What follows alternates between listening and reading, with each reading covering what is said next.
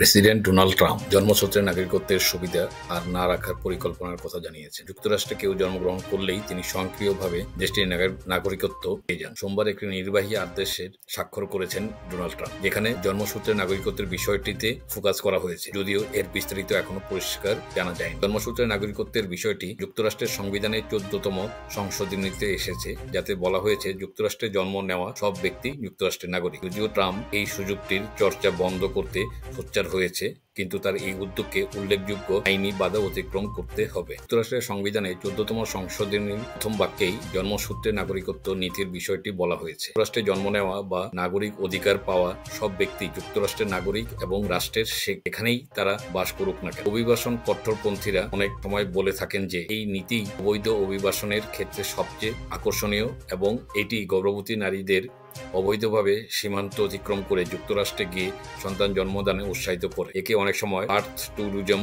হিসেবে আখ্যায়িত করা হয়, আর এভাবে নেওয়া শিশুকে অ্যাঙ্কর বেবি বলা হয়। যুক্তরাষ্ট্রের সংবিধানের 14তম সংশোধনী গৃহীত হয়েছিল 1868 সালে, গৃহযুদ্ধ শেষ হওয়ার পর। এর আগে ত্রয়োদশ সংশোধনীতে দাস প্রথার বিলুপ্তি হয়েছিল 1865 সালে। চতুর্থ সংশোধনীতে আমেরিকায় জন্ম নেওয়া যারা আগে দাস ছিল তাদের নাগরিকত্ব বিষয়টির সমাধান করা হয়। এর আগে 1857 সালে সুপ্রিম কোর্টের নির্দেশে সিদ্ধান্ত হয়েছিল যে আফ্রিকান আমেরিকানরা কখনো যুক্তরাষ্ট্রের নাগরিক হতে পারবে না, যা 14তম সংশোধনীতে বাতিল হয়ে যায়। যুক্তরাষ্ট্রের সুপ্রিম কোর্ট পরে ওয়াংকিং আর্ক বনাম যুক্তরাষ্ট্র মামলায় 1898 সালে অভিবাসীদের সন্তানদের ক্ষেত্রে জন্মসূত্রে নাগরিকত্ব নীতির প্রয়োগ নিশ্চিত করে। 24 বছর বয়সী ওয়াং চীনা অভিবাসী সন্তান ছিলেন, তবে তিনি যুক্তরাষ্ট্রে জন্ম নিয়েছিলেন। পরে চীন সফরে গিয়ে ফিরে আসার সময় তার পুনঃপ্রবেশে বাধা দেওয়া হয়। ওয়াং সফলভাবে এটি তুলে ধরেন যে তিনি যুক্তরাষ্ট্রে জন্মগ্রহণ করেছিলেন বলে তার বাবা মায়ের ইমিগ্রেশন সেটেলের আবেদনের কোনো প্রভাব ফেলবে না। ওয়াংকিং আর্ক বনাম যুক্তরাষ্ট্র মামলা নিশ্চিত করে যে বাবা মায়ের ইমিগ্রেশন স্ট্যাটাস বা বর্ণ যাই হোক না কেন, যুক্তরাষ্ট্রে জন্ম নেওয়া সব ব্যক্তির নাগরিক হিসাবে প্রাপ্য সব সুবিধা পাওয়ার দাবিদার, লিখেছেন এরিকা লি। ওয়াংকিং আর্ক বনাম যুক্তরাষ্ট্র মামলায় নিশ্চিত করে যে বাবা মায়ের ইমিগ্রেশন স্ট্যাটাস বা বর্ণ যাই হোক না কেন, যুক্তরাষ্ট্রে জন্ম নেওয়া সব ব্যক্তি নাগরিক হিসাবে প্রাপ্য সব সুবিধা পাওয়ার দাবিদার, লিখেছেন এরিকা লি। তিনি মিনেসোটা বিশ্ববিদ্যালয় ইমিগ্রেশন হিস্ট্রি রিসার্চ সেন্টারের ডিরেক্টর। তার মতে আদালতের পর আর বিষয়টি পুনরায় কোনো পরীক্ষা নিরীক্ষা করেননি। বেশিরভাগ আইন বিশেষজ্ঞরা মনে করেন প্রেসিডেন্ট ট্রাম্প নির্বাহী আদেশে জন্মসূত্র নাগরিকত্ব সুবিধা প্রাপ্তির সমাপ্তি টানতে পারেন না। তিনি এমন কিছু করছেন যা বহু মানুষকে হতাশ করতে যাচ্ছে, কিন্তু শেষ পর্যন্ত এ বিষয়ে আসলে সিদ্ধান্ত হবে আদালতে, বললেন সাই কৃষ্ণ প্রকাশ। তিনি ভার্জিনিয়া বিশ্ববিদ্যালয়ে ল স্কুলের অধ্যাপক ও সংবিধান বিশেষজ্ঞ।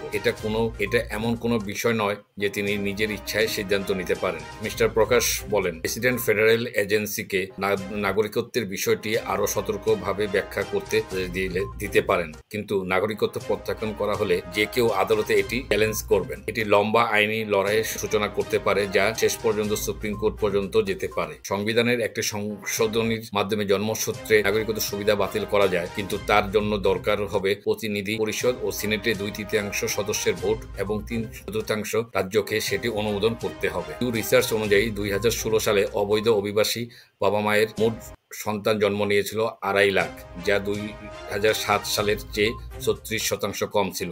কিন্তু 2022 সালে এমন 12 লাখ মার্কিন নাগরিক জন্ম হয়েছে অবৈধ অভিবাসীদের ঘরে। এসব সন্তানদের সন্তানও হবে মার্কিন নাগরিক। 2050 সাল নাগাদ অবৈধ অভিবাসীদের সন্তানের সংখ্যা 47 লাখ ছাড়িয়ে যেতে পারে বলে জানিয়েছেন দ্য মাইগ্রেশন পলিসি ইনস্টিটিউট নামের একটি সংস্থা। এনবিসিকে দেওয়া এক সাক্ষাৎকারে ট্রাম্প বলেছেন, অবৈধ অভিবাসীদের সন্তানদের বাবা মায়ের সাথে রিপোর্ট করা বা নিজ দেশে ফেরত পাঠানো উচিত, এমনকি তারা যুক্তরাষ্ট্রে জন্ম নিলেও। আমি কোনো পরিবার ভাঙতে চাই না, ট্রাম্প বলেছিলেন গত ডিসেম্বরে। সুতরাং পরিবার না ভেঙে বা তাদের একসাথে রাখতে হলে তাদের সবাইকে একসাথে ফেরত পাঠাতে হবে।